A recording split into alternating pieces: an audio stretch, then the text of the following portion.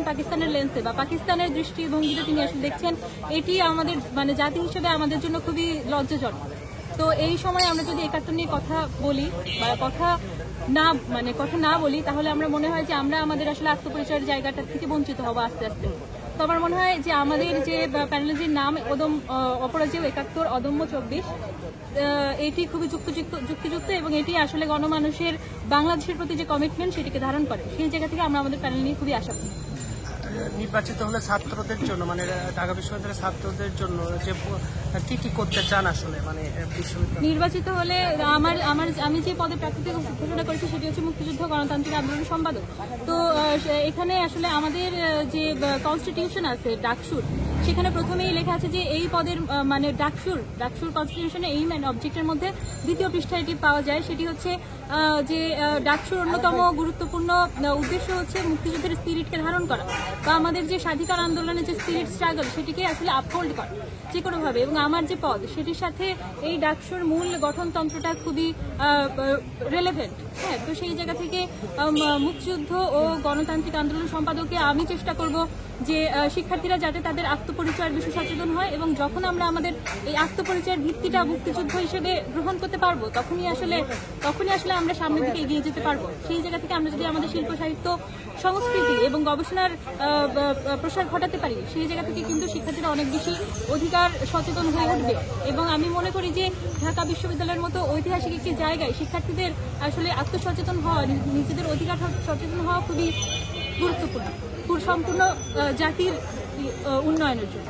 আমাদের ছাত্রী হল এত কম যেটা বলার বাইরে। যেমন হচ্ছে যে আমাদের 2টা হল হচ্ছে ক্যাম্পাসের মধ্যে, রোকেয়া শামসুন্নাহার, সুফিয়া কামাল, বঙ্গমাতার কুয়েত মৈত্রী হচ্ছে একদম ক্যাম্পাসের বাইরে।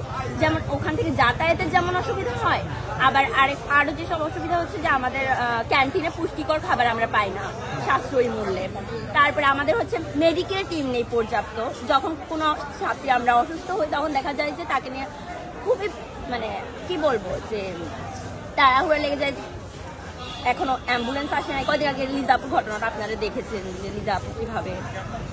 তারপরে হচ্ছে যে এখন যদি আমি অনাবাসিক শিক্ষার্থীদের কথা বলি তাহলে তারা হচ্ছে ক্যাম্পাসে আসলে যে একটা সুষ্ঠু পরিবেশ পাবে বিশ্রাম নেওয়ার জন্য, অথবা তারা হচ্ছে যে স্বল্প মূল্যে পুষ্টিকর খাবার পাবে সেটাও পাওয়া যায় না। তার উপরে হচ্ছে যে বিনোদনের যে জায়গাটা, কমন রুম ফ্যাসিলিটিস, সেটাও দেখা যায় যে খুবই কম। ঢাকা বিশ্ববিদ্যালয়ের মধ্যে একটা জায়গায় যেখানে আপনি আবাসিক হলে অবস্থানরত অবস্থায় রয়েছেন, আপনি চাইবেন না যে আপনাকে জোর করে কেউ হচ্ছে যে গেস্ট রুম গণরুম করাক বা কেউ হচ্ছে আপনাকে জোর করে টেনে নিয়ে প্রোগ্রামে নিয়ে যাক বা বলুক যে তুমি আজকে ক্লাসে গিয়েছো, তুমি এক্সাম দিয়েছো কিন্তু প্রোগ্রামে তো আসুন, কেন করনি। এই যে এই জবাবদিহিতার জায়গাটা, এই যে এইভাবে আবদ্ধ করে রাখার যে চিন্তাটা, শিকল পরানোর যে চিন্তাটা, এই ধরনের চিন্তা ভাবনা থেকে অনেকে হচ্ছে যে ভয় পায় আসলে ছাত্র রাজনীতিকে। ডাকসু কেন্দ্রিক ছাত্র রাজনীতির বিষয়টা হচ্ছে আলাদা, কিন্তু এখন পর্যন্ত ক্যাম্পাসে ওই যে চিন্তা ভাবনাটা আসেনি। এখন মানুষজন ভাবছে যে ছাত্র রাজনীতি মানে হচ্ছে পাওয়ার পলিটিক্স, দলীয় পলিটিক্স, কিন্তু তাদের মাথায় এখনো আসেনি যে ডাকসু বলে একটা ছাত্র রাজনীতি হয় যেখানে শিক্ষার্থীদের ম্যান্ডেটে ছাত্র নেতারা উঠে আসবেন এবং শিক্ষার্থীদের মঙ্গলে কাজ করবেন।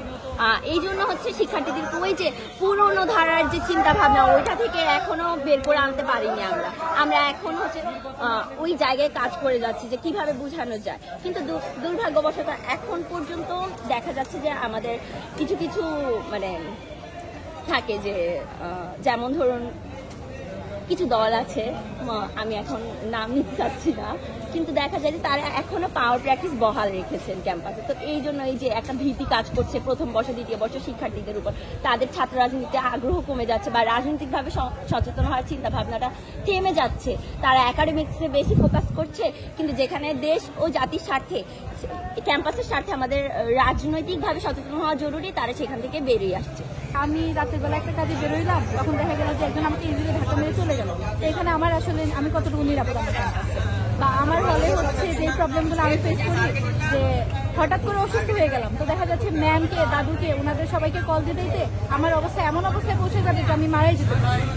এই জিনিসগুলো যাতে না হয় ক্যাম্পাসে, তারপরে অ্যাম্বুলেন্স কল দিলে দেখা যায় অ্যাম্বুলেন্স আস্তে আস্তে অনেক প্রবলেম হয়তো বেড়ে যেতে পারে। এই জিনিসগুলো থেকে বের হয়ে নির্দিষ্ট একটা টাইম সেট করে দেওয়া বা ক্যাম্পাসের মধ্যে একটা রানিং অ্যাম্বুলেন্স থাকা, যেটাকে আমরা যখন কল করলে পাবো, ফলে হচ্ছে যথেষ্ট ফার্স্ট এইড কিট থাকা, মানে এই টাইপের যে জিনিসগুলো এগুলো যেন বাড়ে।